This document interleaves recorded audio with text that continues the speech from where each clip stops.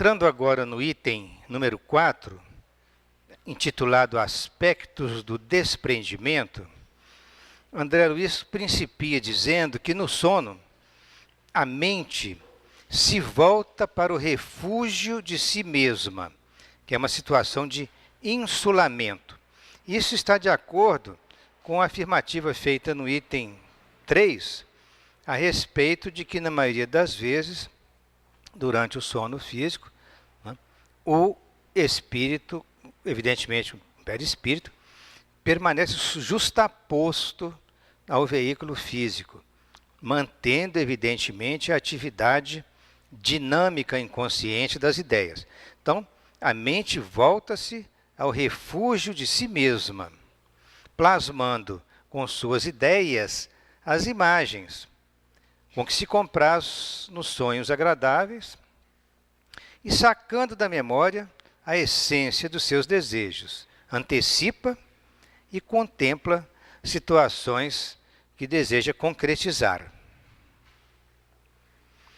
Então, nós colocamos esse subitem, mecanismo. Como que isso funciona do ponto de vista neurofisiológico?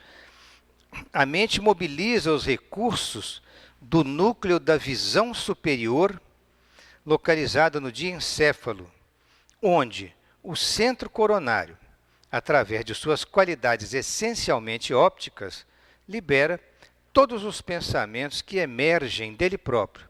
Então, existe uma função óptica, neurofisiologicamente o diencéfalo está relacionado com as vias ópticas, conforme nós vamos mostrar.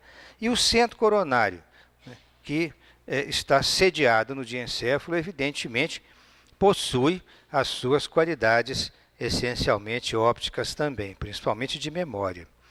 As vias ópticas que nós estamos mostrando aqui, é uma representação esquemática, nós observamos o seguinte, que pelos nervos ópticos, eles levam para o cérebro as informações visuais, né, que a luz atravessa o globo ocular, atravessa a córnea, a pupila e todo o conteúdo interno do globo ocular, sensibiliza a retina, que vai transformar aquela luz em estímulos eletroquímicos, que são estímulos nervosos que passarão pelas fibras dos nervos ópticos, que se entrecruzam nesse ponto, num ponto chamado quiasma óptico. A palavra quiasma em anatomia é de entrecruzamento. Então, dali para diante, nós temos as vias ópticas passando pelo diencéfalo em duas estruturas, que são chamadas corpos geniculados laterais, um de um lado, o outro do outro. A partir desse ponto, as vias ópticas caminham em direção ao córtex occipital. Então, a nossa memória visual cortical está em grande parte armazenada aqui na região da nuca, que é a região do córtex occipital. Então, esses corpos geniculados laterais são estruturas do tálamo, que por sua vez é uma estrutura diencefálica, e elas fazem parte das vias ópticas. Por isso que André Luiz citou as qualidades essencialmente ópticas do diencéfalo, no caso do centro coronário. E o indivíduo pode, durante este período em que a mente volta-se, né, para si própria, em situação de insulamento, ele pode apresentar sonhos desagradáveis, cuja causa pode residir no resultado de excessos orgânicos, como bebidas, comidas e situações de promiscuidade. Ou também pelo remorso de faltas cometidas, que ele retira do arquivo das próprias lembranças. Temos, então, até aqui, as elaborações mentais da própria criatura, sem interferências externas. Mas pode acontecer também que, durante o sono físico, nós venhamos a ter a influenciação de desencarnados, que visitam o encarnado durante o sono físico e observam os quadros que são filtrados na aura do encarnado. E assim eles podem auxiliar quando a intenção moral do encarnado é boa. Ou eles podem perturbar, que são espíritos inferiores, que muitas vezes procuram o encarnado para vampirizá-lo, se esse encarnado deseja realizar más ações e desenvolver, muitas vezes está envolvido com obsessões graves. E nós sabemos que há situações em que nós encarnados podemos desenvolver temíveis contratos com as forças das sombras, conforme aquele caso que eu relatei para vocês do marido que queria assassinar a esposa. Naquele momento, ele fez um contrato mental com as forças das sombras. O encarnado, então, com a mente ainda justaposta, tem os seus pensamentos potencializados por entidades que deles se aproximam, seja para o bem, seja para ações negativas. O encarnado em situações, até agora, nós falamos de situações em que o encarnado está ainda ligado ao seu corpo físico durante o sono, seja com elaborações mentais próprias, seja com a interferência de amigos espirituais ou obsessores. Mas, dessa situação de espectador, ele pode partir a agente. Então, ele pode sair daquela situação de repouso junto ao corpo e deslocar-se, né? Sofrer um deslocamento da organização espiritual no mundo espiritual, obedecendo, então, para isso, ao impulso da corrente mental, que pode levá-lo a determinados lugares com os quais ele se afiniza, participando de situações reais no mundo espiritual. Serão, então, fatos e não sonhos. Então, o que nós chamamos de sonho espírita, na verdade, não é um sonho, no sentido original do termo. Eles são fatos que acontecem no mundo espiritual. Então, o sonho é um sonho-realidade, né? É algo que de fato está acontecendo. Embora nós possamos interpretar psicologicamente como um sonho, mas aquilo realmente foi vivido. E sendo vivido, o sonho espírita é um fato e não um sonho propriamente dito. Sigmund Freud foi o cientista da área, né, dos distúrbios mentais, que desenvolveu muitos estudos pioneiros a respeito dos sonhos. Chegou até a escrever um livro sobre o assunto. O fundador da psicanálise, ele desenvolveu as suas teorias baseando-se, então, na observação sistemática do comportamento dos seus pacientes.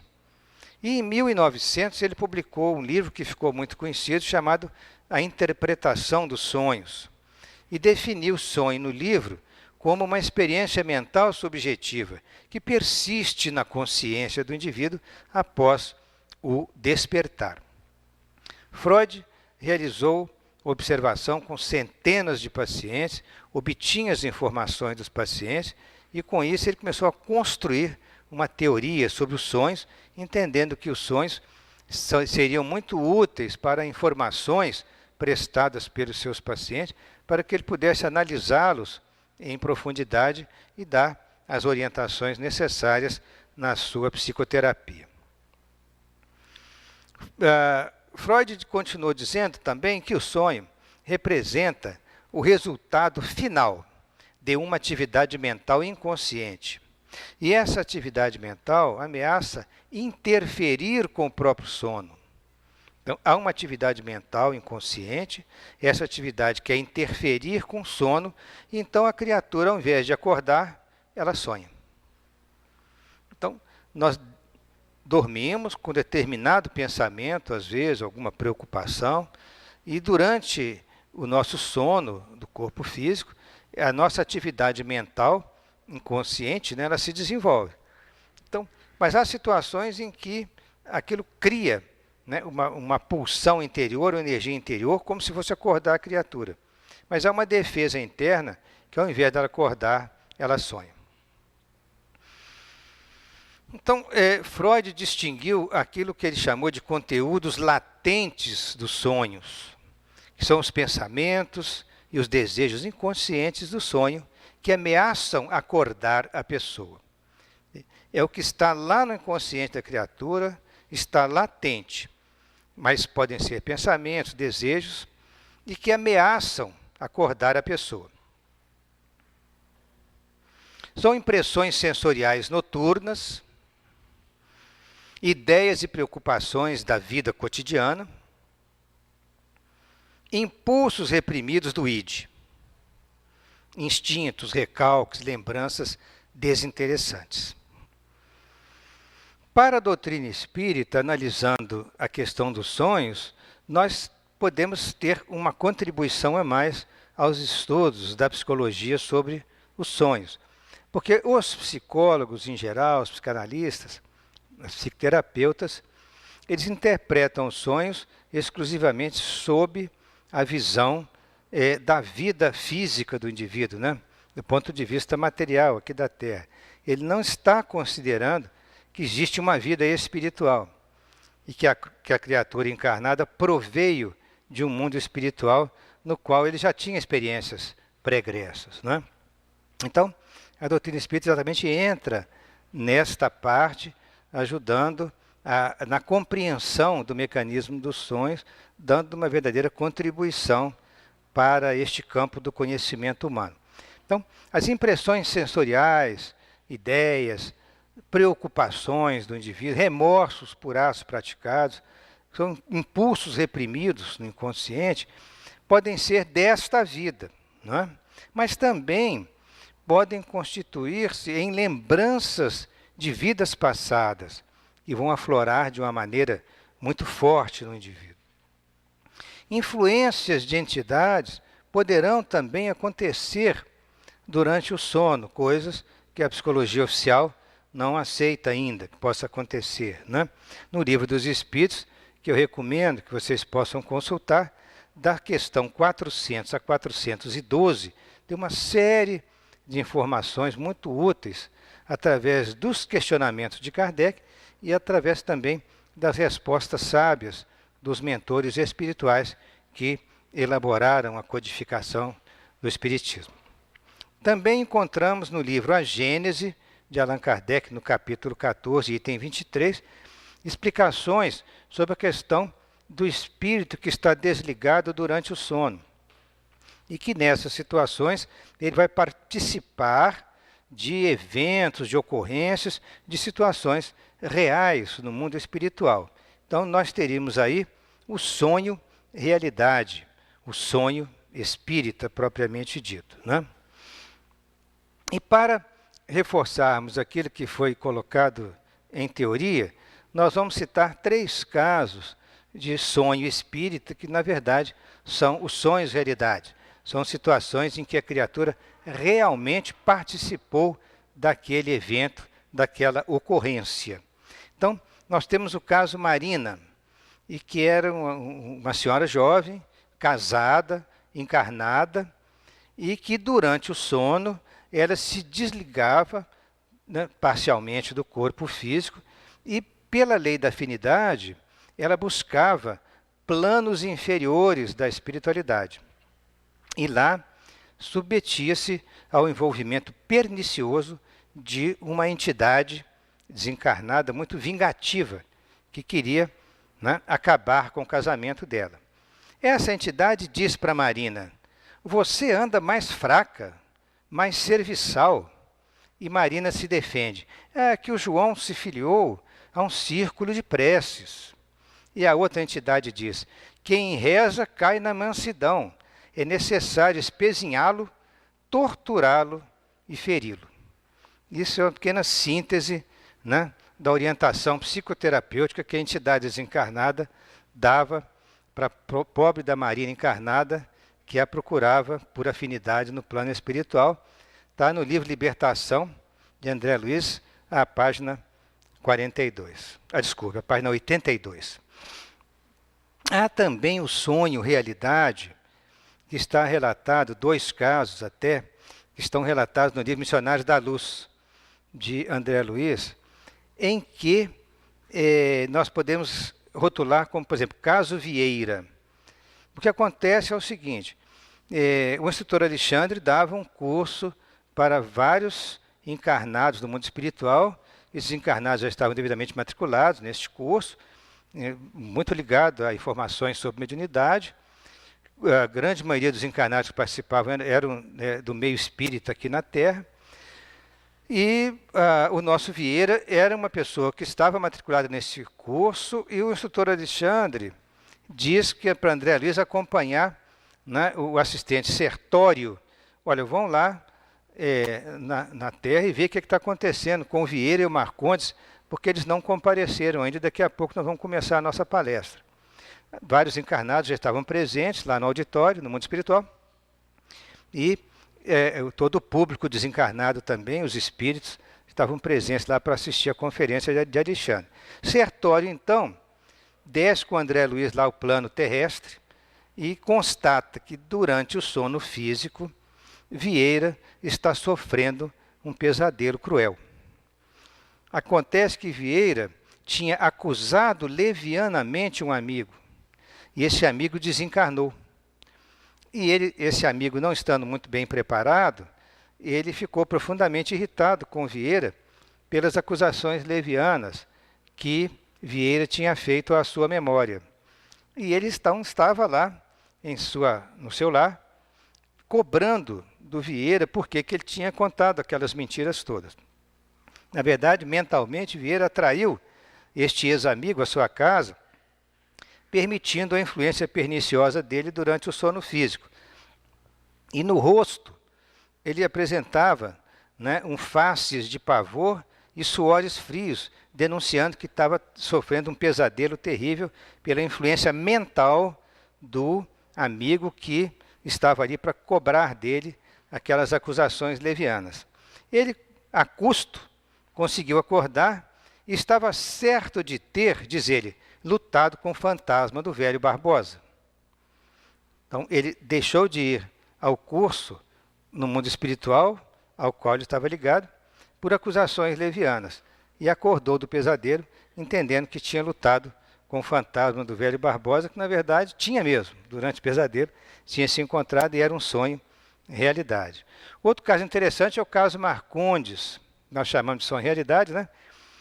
Que também era um outro companheiro que estava matriculado nesse curso, e o Sertório sai da casa do Vieira e vai para a residência do Marcondes com o André Luiz.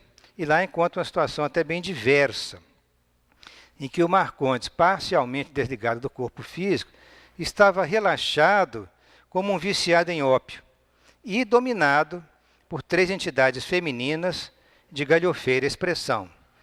Então já estava uma situação de envolvimento no campo da sexualidade. E essas entidades foram atraídas mentalmente pelo Marcondes das regiões das sombras. E essas entidades dizem para o Sertório e André Luiz: os senhores são intrusos, Marcondes é fraco e fará o nosso curso de prazer. Lembrança aí, diz o Sertório: olha, aqui não há mais nada a fazer, nós não vamos perder tempo, discutir com essas entidades, nem seria adequado. Deixa o Marcondes passar pelas situações complicadas que ele precisa de passar, que quando ele acordar, ele vai sofrer lembranças desagradáveis que agirão, como diz o Sertório, fortificando-lhe a repugnância pelo mal. Bom, agora já entramos no item número 5, chamado mediunidade espontânea. Nesta fase primária do novo desenvolvimento da faculdade mediúnica, encontra-se o homem no sono ao pé de seus objetos. Assim, é muito comum que o lavrador volte ao campo com entidades que amparam a nossa própria natureza. Nós sabemos que há entidades relacionadas ao campo, às atividades das matas, dos rios, das plantas em geral, né? Dos animais, entidades que participam dessa área. Então é natural que o lavrador busque essa área que lhe é afim, que o caçador, né, possa voltar à floresta, o escultor ao seu bloco de mármore, que ele estava produzindo uma peça, né? O ceareiro do bem volta ao seu serviço de amparo, que ele estaria realizando durante o dia. O culpado torna ao local do crime. É muito comum, né, investigações policiais, a gente encontrar essa frase, né, de que, né, o indivíduo que é culpado volta ao local do crime, né? Cada qual recebe de espíritos afins os estímulos elevados ou degradantes que merece. Um exemplo bom para nós recordarmos os ceareiros do bem em serviço durante o sono, nós temos aqui os companheiros de nosso lar, recebendo entidades em sofrimento que são trazidas dos planos inferiores, e em especial por questão da Segunda Guerra Mundial, que já tinha explodido na ocasião, tinha estourado na ocasião, e muitos irmãos são recebidos na colônia. Certamente que entre esses companheiros encarnados, alguns há encarnados que estão em aprendizado de serviço e que podem estar também ali, né, aprendendo a colaborar. Do sono à vigília na mediunidade espontânea. Consolidadas as relações com o plano espiritual no sono, começaram na Terra os movimentos da mediunidade espontânea. Encarnados, com capacidades mediúnicas evidentes, pela menor relação entre as células do corpo físico e as do corpo espiritual, quer dizer, menor relação entre as células do corpo físico e do corpo espiritual. Interessante, a gente vai falar sobre isso aí. Passaram esses encarnados das observações do sono às observações da vigília. Então, isso é como interessante. O encarnado teve experiências repetitivas durante o sono. E nessas experiências repetitivas, suponhamos que ele desenvolveu a vidência no plano espiritual. Mas ele estava dormindo. Então, era uma mediunidade onírica, não é? Durante o sonho. Mas acontece, por ser repetitivo, aquelas células do corpo físico relacionadas ao corpo espiritual, naquela área específica da vidência, tinham uma ligação menos densa, digamos, mais tênue. Então, isso favorecia para que durante o dia, né, ele, em vigília, pudesse também, de alguma forma, de vez em quando, ter episódios de evidência. Porque aquela área específica do seu sistema nervoso, correlacionada com o seu perispírito, favorecia para que esses fenômenos acontecessem, já que ele, por muitas vezes, tinha desenvolvido esses fenômenos durante o sono, e por que não, então, trazer esses fenômenos, eventualmente, para o estado de vigília? Essa é a explicação que André Luiz dá para que do sono possa voltar para a vigília e tornar-se o embrião do desenvolvimento de determinadas faculdades, a princípio fragmentárias, mas que se desenvolvem com o tempo. São os chamados elos de ligação entre o corpo, né, e o espírito, consequentemente o perispírito. Quanto menos densos esses elos de ligação em certas áreas, por exemplo, da visão, da audição, do citoplasma das células, nós teremos da visão a clarividência, que, se for do mundo espiritual, a vidência, né? Da audição, a clareaudiência. Do citoplasma, o que viria do citoplasma? Os fenômenos de ectoplasmia, né? A cessão, a doação de fluidos para os fenômenos de materialização, de ectoplasmia em geral. Dominados pela ignorância, médiuns primitivos nada mais puderam realizar do que apenas a fascinação e a magia elementar, como é natural, né? Desencarnados inferiores se aproximavam desses médiuns primitivos em troca de atividades materiais, em troca de favores, que até hoje ainda acontece isso com uma certa frequência em ambientes de grande misticismo, né? Sem qualquer alicerce na sublimação pessoal. Na mediunidade primitiva, então, aqueles oráculos eram procurados nos templos para orientar a vida das criaturas, para dizer o que iria ocorrer, fenômenos, né, de percepção do futuro.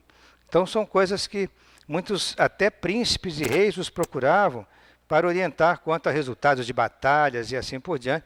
Podiam acertar ou não, mas eles eram muito reverenciados, esses oráculos, porque eram médiuns no seu estado primitivo, envolvidos por entidades que poderiam, muitas vezes, às vezes, acertar em alguma situação, se elas estivessem cientes daqueles acontecimentos, né? E daí então evoluiu para toda a formação de uma mitologia, né, que seria da Goécia ou magia negra versus a religião, que seria uma magia divina. Então, magia negra versus magia divina, representada pela religião no seu aspecto mais primitivo. Porque a religião sempre tendia para a realização do bem em relação às criaturas. Já a magia negra tendia ao prejuízo das pessoas e das situações em geral.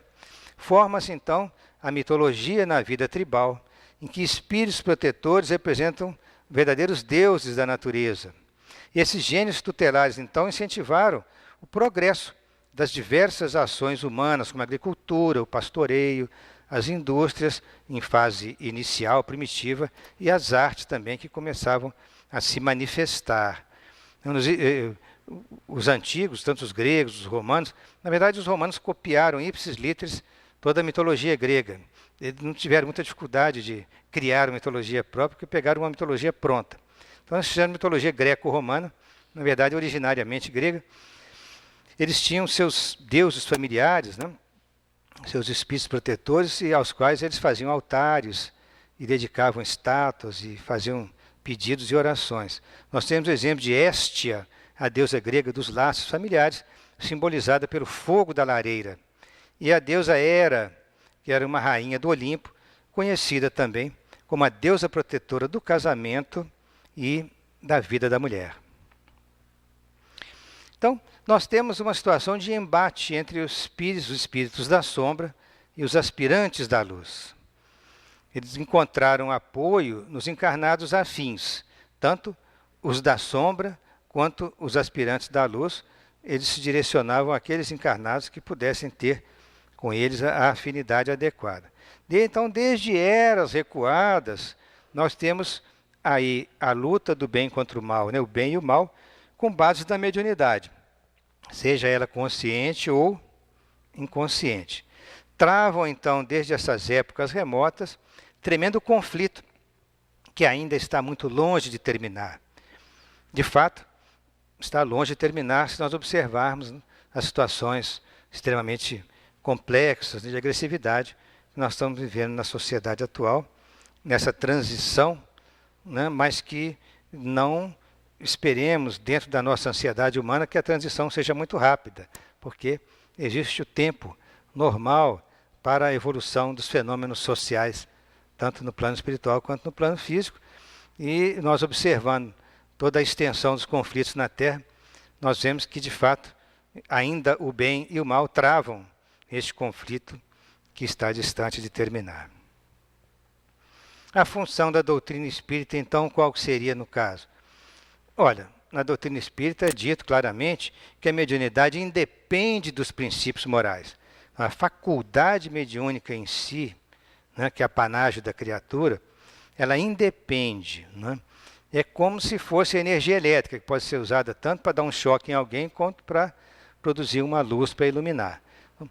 Agora, a situação do desenvolvimento e uso é diferente.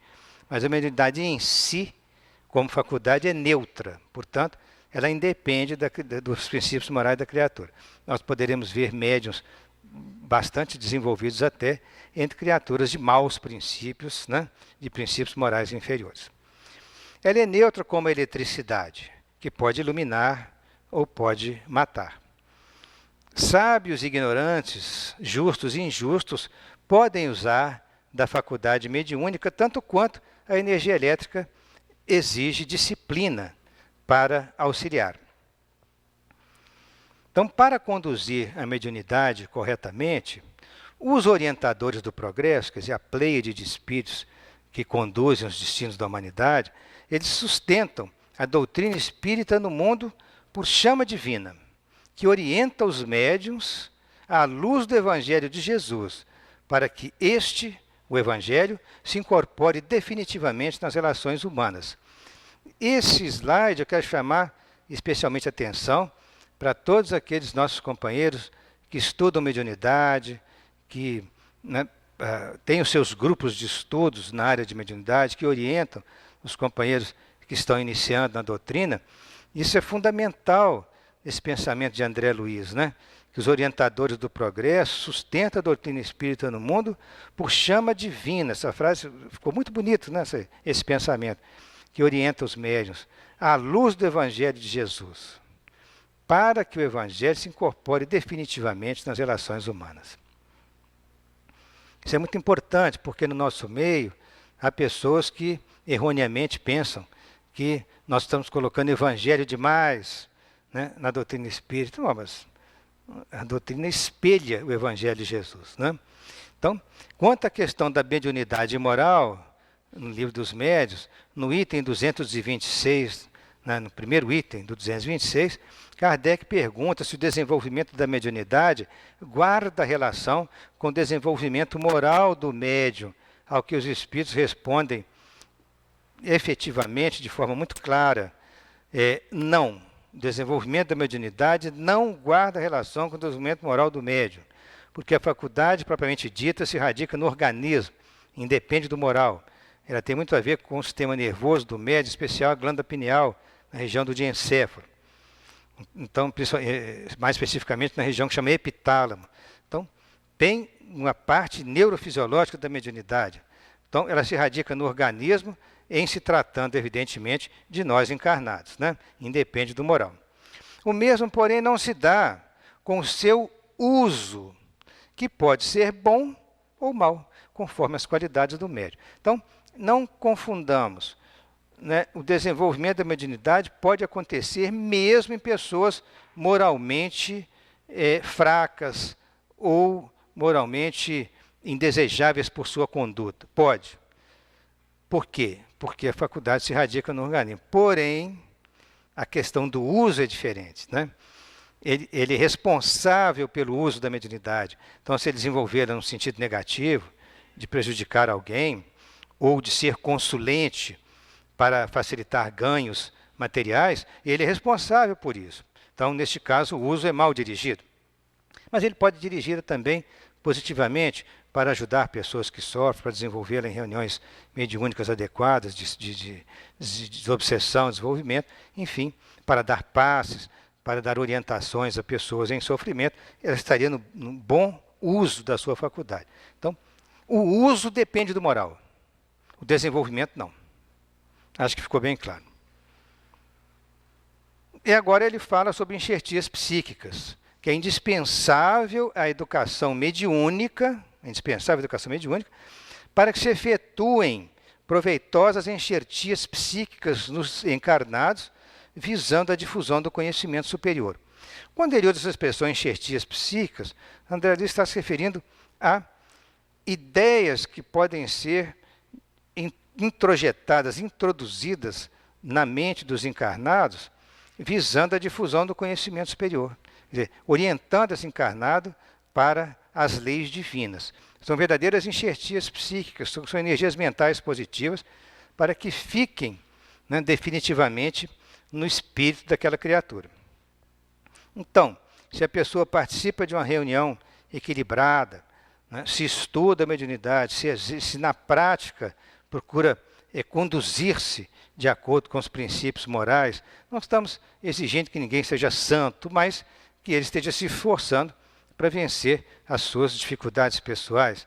E numa reunião em que mentores espirituais, né, espíritos amigos, espíritos elevados, estão ali presentes para harmonizar aquela reunião e para dar inspirações positivas aos seus organizadores, aos seus participantes, certamente nós teremos enxertias psíquicas de cunho moral superior que vão facilitar o desenvolvimento e o trabalho dessas criaturas. Finalmente, abordando o item mediunidade e vida, pesquisadores procuraram classificar médiuns e mediunidades dentro de conceitos da ciência chamada metapsíquica, desenvolvida no início do século XX.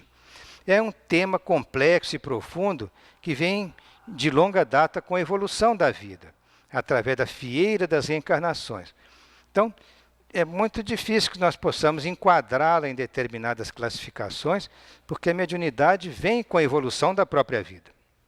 Embora a semelhança de tipos de faculdades, não existem dois médiuns que sejam perfeitamente iguais.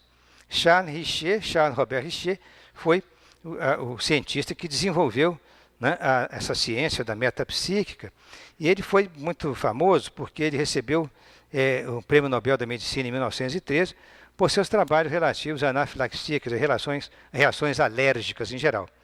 Mas ele fala sobre a ciência que ele desenvolveu, que é a metapsíquica, dizendo que essa ciência tem por objetivo os fenômenos mecânicos ou psicológicos, devidos a forças que parecem ser inteligentes ou a poderes desconhecidos latentes na inteligência humana, conforme explica o Dicionário de Parapsicologia e Metapsíquica e Espiritismo de João Teixeira de Paula.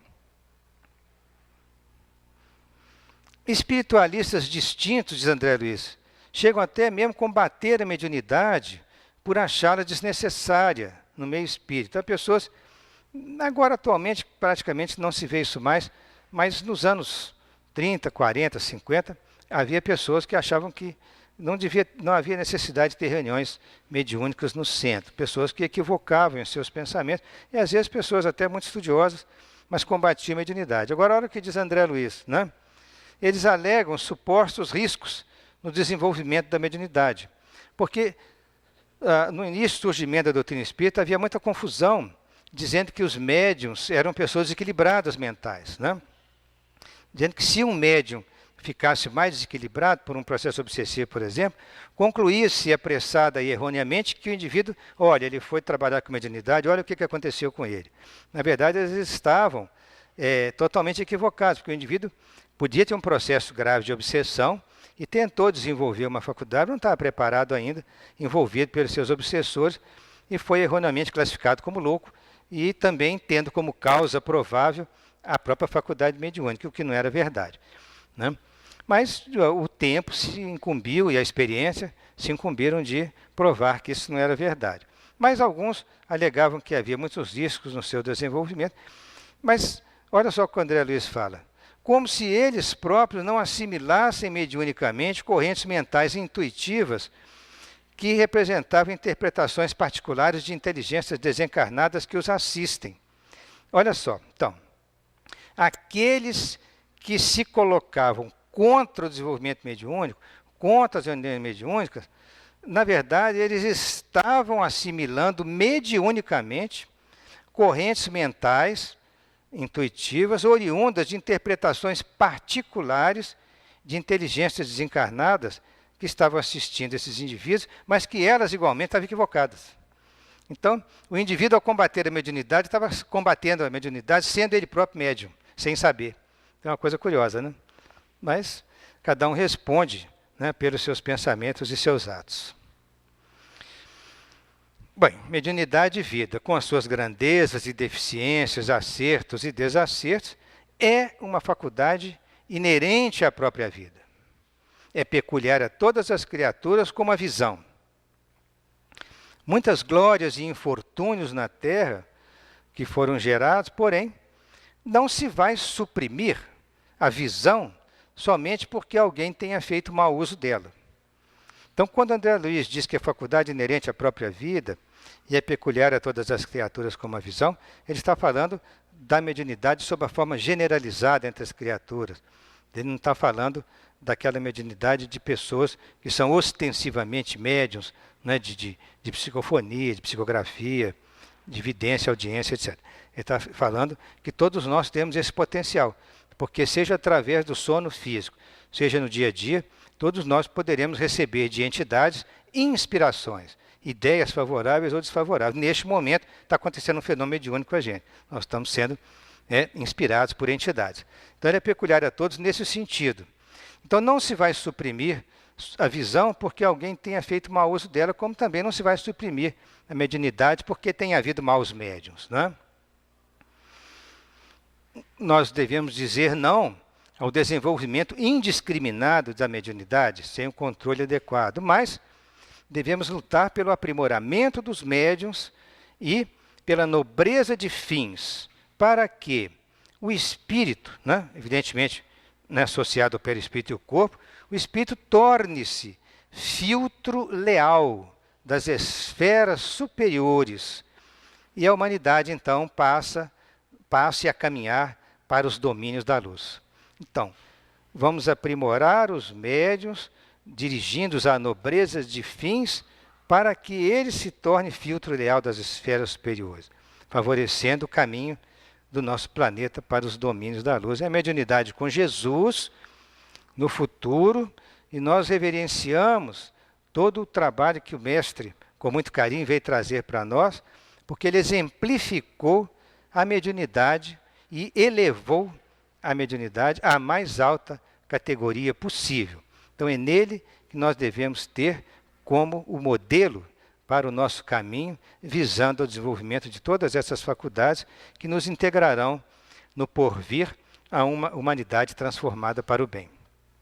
Muito obrigado pela atenção. Tinha que trazer sobre a aula de hoje. Muito obrigado.